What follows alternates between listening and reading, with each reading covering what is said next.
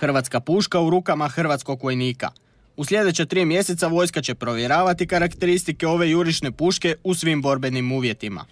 50 cm duga cijev ovoj pušci omogućava iznimnu preciznost čak do 400 metara. Sa svega 3 kg težine ona je jedna od najlakših pušaka u svijetu.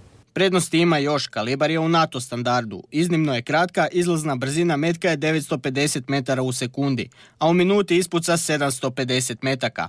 Osim dodataka poput bacača granata, konkurentna je i cijena od oko 10.000 kuna. Puška je većinom rađena od polimera, što je uvelike smanjuje masu oružja te pospješuje brzinu djelovanja i lakoću djelovanja vojniku. Proizvođači se nadaju ponavljanju svjetskog uspjeha koji ima njihov pištolj Hrvatski samokres, prodan u više od 1 milijun komada.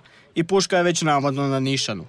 Pa cijeli istočni blok ide u NATO kalibar, znači promjena i pištolja i vojno i policijski, tako isto će ići kalibar puške iz 7,62 na 5,56 u koji smo mi upravo razvili.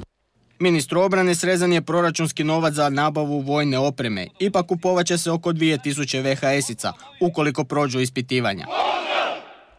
Štedit će se na drugim stvarima, a modernizacija vojske nije upitna. Ovaj projekat u sebi nosi i 100 novih radnih mjesta i zato je također važan. Kupnja puške ići će bez javne nabave jer vojska sufinancira razvoj. Prvi će je dobiti hrvatski vojnici u mirovnim misijama. 8